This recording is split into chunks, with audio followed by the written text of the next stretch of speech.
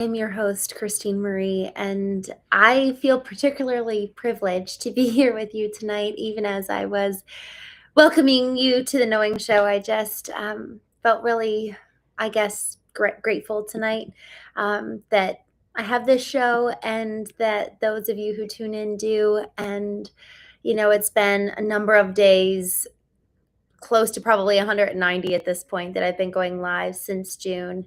And I really love it. It's been truly a privilege, and I've learned so much along the way. I've learned a lot around what not to do, what to do, and even still, there's something about just showing up and being really authentic and showing up with how I am in the moment that I think at the end of the day I really value, and I've experienced a lot of people resonating with that as well, versus having a canned opening and a canned intro and always saying the same thing and having the best hook. And so as we head into 2026, I've been thinking a lot about how I'll curate the show for the next year and what changes I'm going to make. And I'm excited to add more order and structure to it, but I never want to lose the authenticity. I never want to lose the element of us, you and me, showing up as we are right here in this moment. And it's been a really special thing over the last, especially couple of weeks. There's just been a real connection and a real resonance with each one of you. And so I'm very grateful for that. So I don't want to lose it, even with bringing in the structure, bringing in the order. There's something about the genuine connection that I'm so grateful for. So thank you for joining me here tonight. I want to talk about something that actually I was thinking about as I was getting ready for bed this evening. So you know how they say shower thoughts are always the most authentic and most genuine. So as I was brushing my teeth this evening, I had a thought for the topic for tonight that I wanted to discuss with you. And it's really a question that at the end of the day, we've been talking over the last 5 days about particular habits that are encompassing how Jesus, the Christ, manifested in the person of Jesus, how he lived. And there's something about this question that we're going to be addressing tonight that actually bears a lot of weight to these habits that Jesus embodied, that you and I both can tap into and access, should we so choose, that frankly allows for us to really step into our power or pull back from it and frankly live smaller and live. There's a word called it's called obsequious, and it just means that you get a little bit smaller, and it means that you're a little bit more submissive, and you're actually not really living fully and freely and alive. And I lived that way for so much of my life. I lived that way in the environment in which I was raised. I lived that way in my marriage, and I just played it small in so many ways, and it felt safer because it was predictable. But when we step into our power, there's something about that, man, we become alive and we become bigger. Not necessarily that we're louder by any means, but we step into this sense of, I'm actually acting in alignment with who God says that I am, who I want to be versus who everyone else wants me to be. So now our target of success is no longer the external, but it's something internal. It's like we're self-perpetuated. We're moved from within. There was when I was in high school, I really loved acting, and my high school theater teacher would talk to us about the posture that we should have on stage, and she would say, roll your shoulders back. And when you move forward, pretend that there's like this string at the sternum of your chest and pull it forward, and pretend like you're being literally pulled from your chest. And I think of it that way when we actually are alive, when we're fully awake, when we're activated, man, when we are walking in alignment with who we want to be versus who everyone else says we should be. There is a power and a prowess that comes from that state of being, versus our whole identity being predicated on what we do. Jane, I just wanted to thank you so much for joining me on YouTube. I just wanted to say, hey, thank you all so much for joining me tonight. We are talking about whose voice do you listen to? Who do you submit to? Who gets the final say? And that's really actually probably one of the most important questions we could ever ask ourselves, because at the end of the day, there is always somebody at the helm of the ship, so to say. Let's pretend that our life is the sea. We're in a boat, we're moving on the waters, and there's a couple of things in question. Which direction are we headed, and who's the captain? And so then when we really start thinking about the way that we're living our lives, it's really important that we actually ask the question of, okay, am I actually at the helm of the ship? Am I actually the captain of the boat, leading me in the way that I live my life? And am I actually the one who has dictated the direction in which the ship is navigating? Or is it someone else's voice guiding me, leading me in whatever direction? Is my compass pointed north by my own volition, by my own decision, or is my compass pointed east and west because I'm listening to everyone around me? And so this is what we're going to talk about tonight. Just to welcome you all, thank you so much, Kenneth, for joining. Y'all, thank you so much for joining me here on YouTube. I'm so grateful to see you all, and I'm excited for our conversation tonight. Jada, thank you so much for subscribing. I think that this is probably one of the most important questions you and I can ask, especially as we end 2025. I've been spending a decent amount of time thinking about how I lived this year. A friend of mine put together a list of questions, and so I was sitting with these questions last week, and one of those questions that she asked was, in what context, in what scenario were you most alive? When did you feel like you the most? When did you feel most awake and excited and energized? Or when did you actually move out of alignment? When did you start having somebody else be the captain of your ship? When did you take a step back from the wheel and say, okay, somebody else can take the turn to effectively drive the direction for my life? And I have found that I do this actually very often subconsciously. Like, I'm not consciously deciding, oh, I'm going to give someone else permission to drive the ship. But what I do is I do that very subconsciously when I stop paying attention, when I start living on autopilot, when default responses start kicking in, when I start just kind of living on autopilot. And so those are the moments when I don't live intentionally, that someone else is actually the one at the helm, at the wheel of my life. And a lot of times that looks like me living on autopilot from kind of the programs that you and I both inherited in childhood. We saw things modeled for us by our parents. We were taught things in school, whether it was more so from just a practical standpoint, like this is how you behave, this is how you engage with the world, or in a religious setting, being, I don't know about you, but I sat in a pew at church growing up, and I was told things about who God was, and I believed it, and I acted accordingly. And so the question for each one of us when we think about whose voice am I listening to, it's in every single area of our life. It's in the spiritual sense, it's in the financial sense, it's in the professional sense, the personal sense, physical. Whose voice are we listening to when it says how we exercise, how we take care of our bodies, what we eat?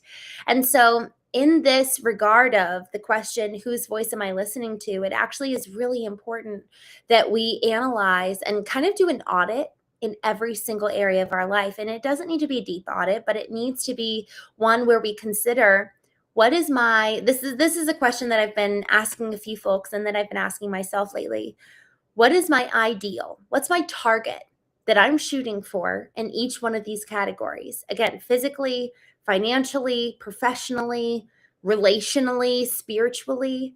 What is my ideal? What do I actually want when it comes to my relationship with money, when it comes to the amount of money in the bank, when it comes to my relationship with God? And what I've found for myself and for so many other people that I've been talking to is that so often it's not actually our ideal that we're chasing. It's someone else's. It was our parents' ideal that they put forward, that our family rallied around when we were 9, 10 years old. It's maybe something that our boss said is the target that we're chasing in business. And so at the end of the day, man, we're living on someone else's timeline. We're living for someone else's mission. At 26 years old, I had this moment. I read a book called Rich Dad, Poor Dad. And man, that book woke me up. I realized how much of my life was actually in service to someone else's mission. It was propelling their dream, propelling them to move forward, propelling what they wanted to do. And everything I was doing was oriented towards their goals. And that's not bad. But what I realized is, well, what do I even want? If I was to actually do something that I felt passionate about, what would that even be? And I realized slowly I had no idea. Like, I had no idea what I liked, what I wanted to do, how I wanted to live. And Willie, I just wanted to give you a quick hello on Instagram. Thank you so much for joining tonight. Y'all, this question is so important. Do we even know what we want? And then we break it down into each category of our core areas of life. Do we even know what we want in order to then clarify and crystallize our ideal and our target? And this is what someone told me years ago. If we don't set a new target, we're going to live on autopilot and we're going to naturally repeat history. We've seen this in history, but we haven't really paid attention how, we see, oh my gosh, I'm being my mom. And then we look at our brothers and they're just like our dads. And all of a sudden we start repeating history that was played out before us because that's what we know. We saw it patterned for us, modeled for us, and then we're incredulous to the fact that, man, I'm being just like my mom. This is how it was for me when my former husband and I, when he walked out the door, it was like, oh my gosh, I was my mom and he was his dad, and we were both so committed to not being like our parents. And I will say, I have to say, I love my mother so much, and I know I'm sure he still loves his dad, but we wanted something different. And we had a new ideal, but we never crystallized it. We never actually put in real roots in the ground of saying, this is what we're pursuing. And so instead of having a new target that we were chasing, we ended up just doing a full 360 rather than a 180. Because we didn't set the new target, we didn't really know what we were pursuing. And so we ended up just doing a big old circle back to our default, which was us repeating history. So we have to know what our new target is in every single category of life. Otherwise, we're going to always repeat what we know. And so it's really, really important that we take time to do this. So for me, one of the things that I've loved asking myself this year, encouraged by a friend of mine, was looking back just at 2025. When were you and I both most aligned? And then look at it in every single category. Financially, man, when were we really on fire? And if there wasn't a time this year, look back in years prior. I actually found that in 2024, man, I was really, really on my habits. And so because I was on my habits, because every single morning I was being on routine, I was getting aligned, which means bringing my behaviors, my beliefs, my mindsets all into, I guess you could say, obedience to my ideal, because I've set my ideal, I've set my target under who God says that I am. And I bring everything into alignment, into submission under that hierarchy. There's always a hierarchical order. There's in a military, there's going to be the general, and then you've got colonels, and you've got people that fall in rank. And so just like that, we need to identify what's our chief ideal, our general ideal in that regard of okay, I bring everything else into submission under this ideal, but we have to define it. And there's going to be different points in our life where different areas where we've really shown. So in 2024, man, my habits were so strong, and I found that I was actually able to make really strong impact as a result of being strong in my habits, because I was feeding myself personally. So this is where, one of those life focus areas is, how am I doing personally, emotionally? Emotionally, I was doing really, really well because I was tending to myself. I wasn't looking externally. No one else was at the helm of the ship. No one else was at the wheel. I was. And because of that, I had a strength and a firm foundation upon which I was standing that then I could really give to other people. So when I look at that key focus area of my life, which is my emotional state, man, when I look at what was the hallmark, what was a pinnacle, what was a time in life that I was doing really, really well, 2024, from February to June, that time where I was waking up at 4 a.m. every single morning and being so steady in my habits, man, that brought a steadiness in every other area. So, okay, emotionally, that category of my life, My ideal was in 2024 during those months. Okay, got it. What about financially? Well, I go back to 2023 when I set my targets at the beginning of the year of this is how many websites I need to build, how many fractional CMO jobs I need to have, all those little categories of setting goals financially for my business to grow. Let me be so specific so that I know when I'm winning and when I'm losing on a financial side.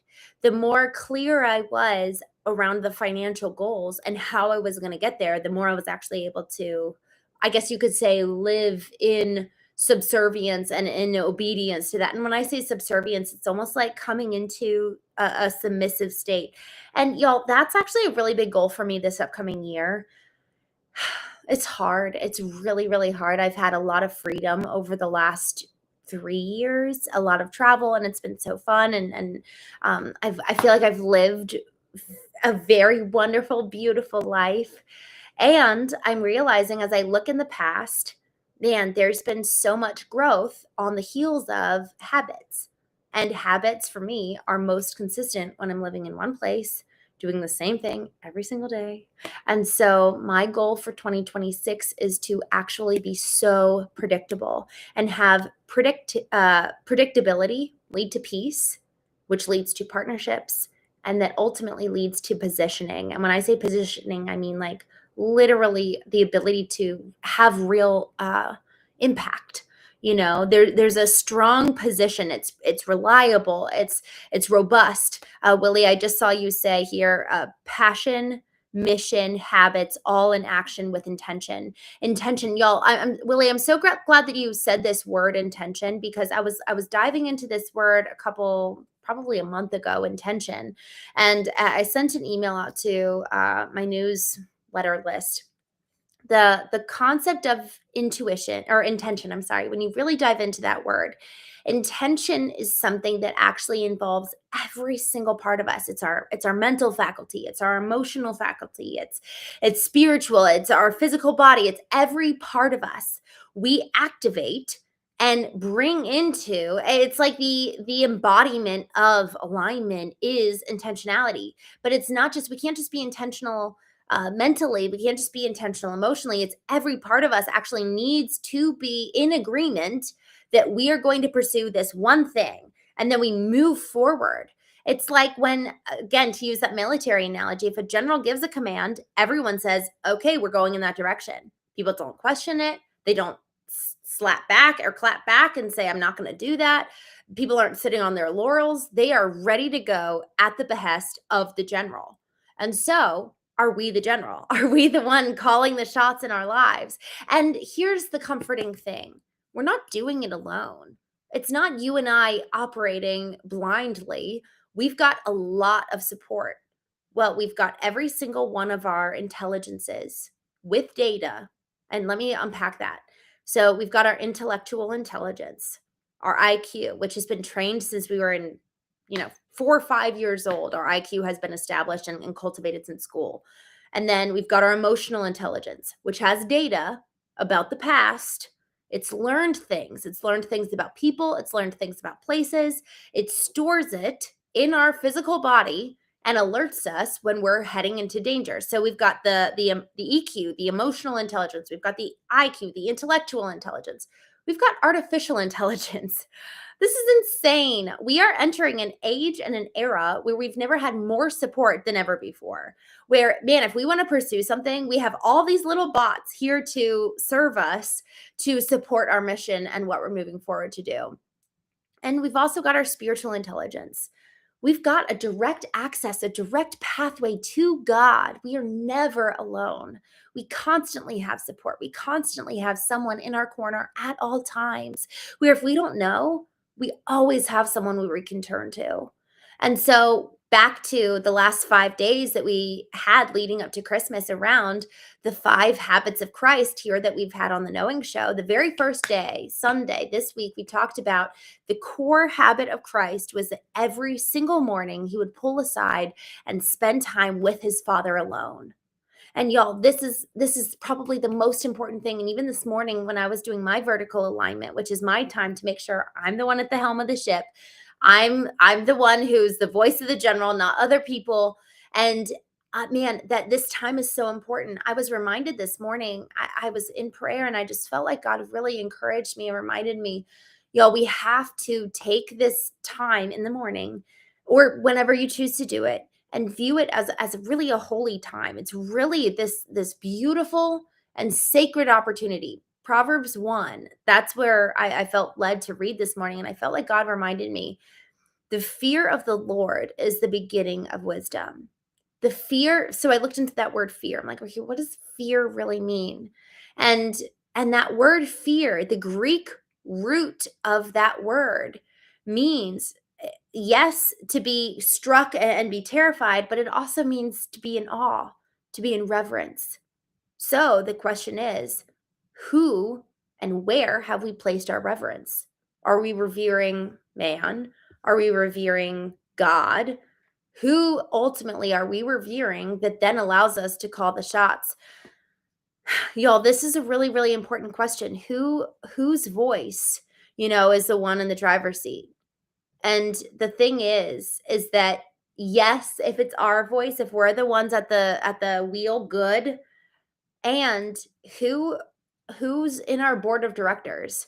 Who's in our ear whispering? It's like remember in the animated movies, we've got the little devil on one side and the little angel on one side. Whose voice are we listening to? So, one, we have to be in the driver's seat, but then who's our counsel? Who's our advisors? Who's the board of advisors? Who are we listening to? Willie, I just saw you ask this question on Instagram. You said, I have a question.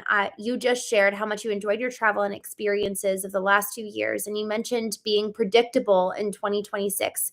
Does your predictable routine in 2026 include travel? Willie, I love that you asked that. I do have some travel plans. I actually am planning to relocate for a time to Arizona for about 5 months, and I plan to really be strong there. Like I don't plan to leave aside from a mastermind that I'm a part of.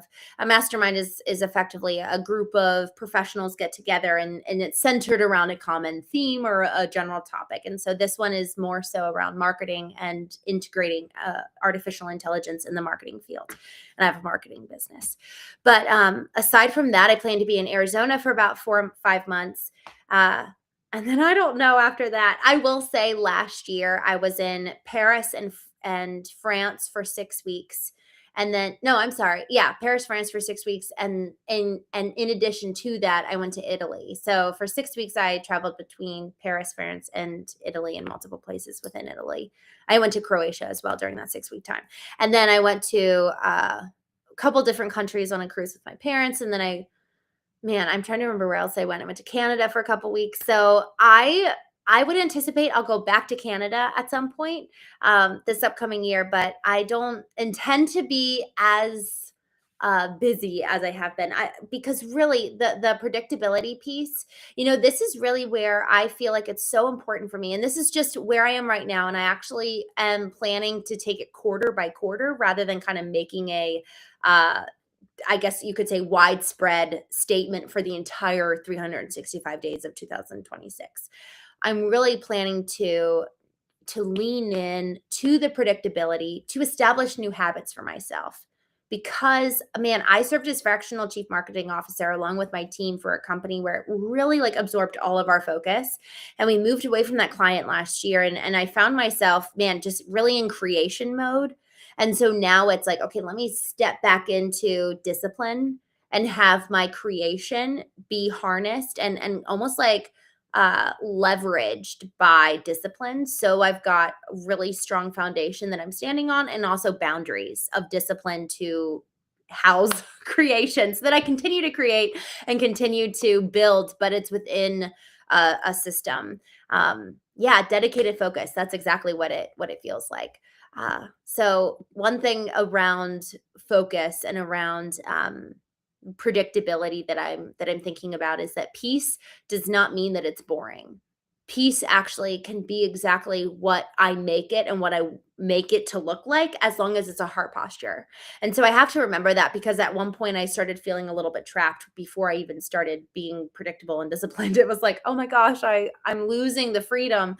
And that's part of the reason why a lot of us seek entrepreneurship, is because we want freedom and flexibility and life and breath to just do what we feel called to and what we want to do. And there's just a real desire for that.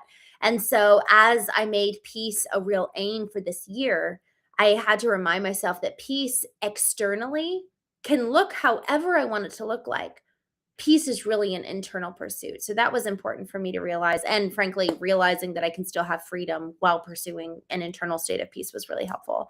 Um, my favorite memories this year, I just saw your question. Man, I have to tell you, I loved being with my parents. Y'all, I don't know if you all have a close relationship with your parents, but 3 years ago, I just had this moment where just for context, in 2014, my brother-in-law was killed, and he had a 3-week-old baby girl. My sister was 26 years old, and it was so incredibly devastating. And then 8.5 years after that, my husband left. So it was like, man, my family just lost 2 incredible men.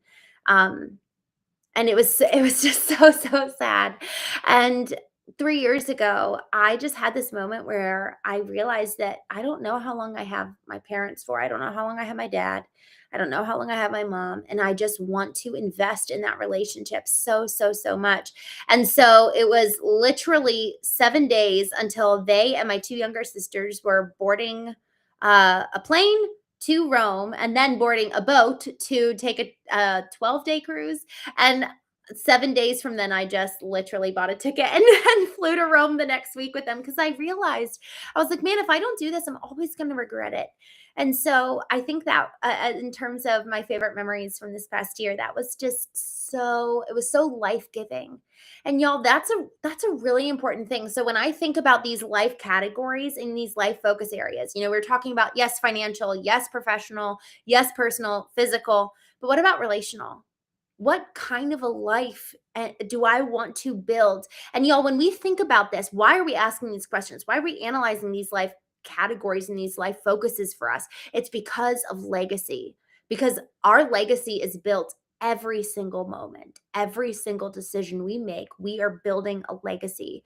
And so when it comes to how do I want to live 2026, man, what kind of legacy do I want to leave behind me? And legacy, it's not just financial, it's relational. It's experiential. Experiential for me, relational in regards to every single person that I have. So with my parents, what kind of eulogy would I want my dad to say about me if I was to die tomorrow? What would I want my mom to say? What would I want my sister to say? My brother? And all of a sudden, every decision I make, every single moment, every Christmas, every holiday becomes that much more meaningful. And so, as I look back on this year, my favorite memory, it really was being with my parents and my 2 younger sisters on this sailing trip. And it was so meaningful, but honestly, it was only because I sat and thought about what would I want my dad to say about me at my funeral.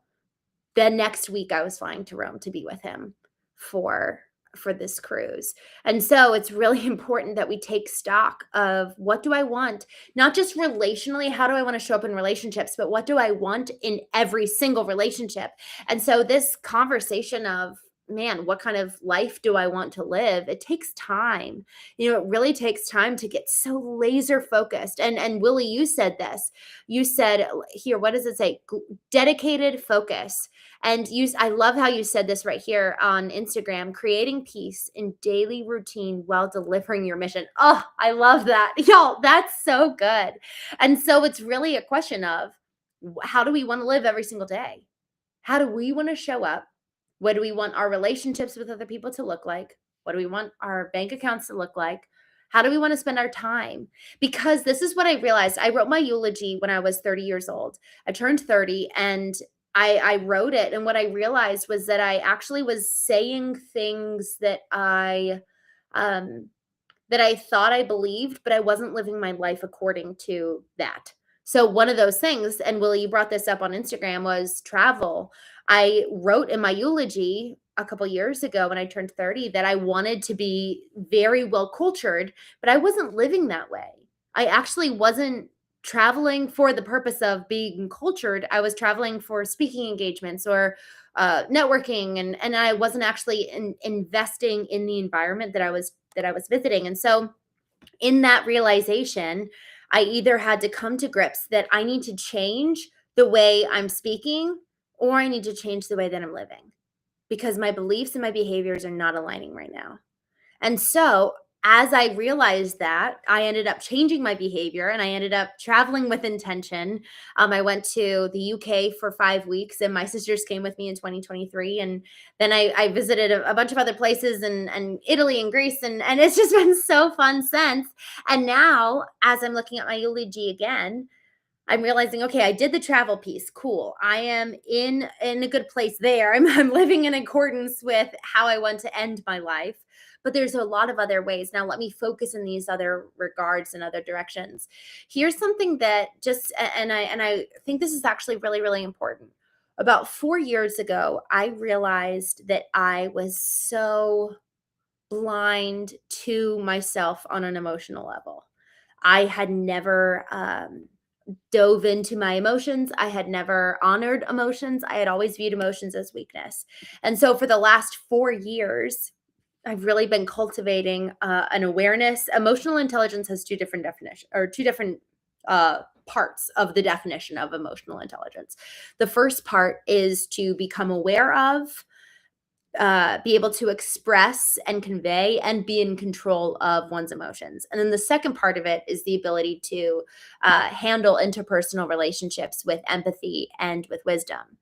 But that first part of emotionally intelligent, I just, in both regards, I was so blind. I didn't know how I felt. I didn't know what was going on inside of me. I really thought that any emotion that came up for me was fundamentally a sign of weakness. And so over the last 4 years, I've really been cultivating that ability to to understand what's going on.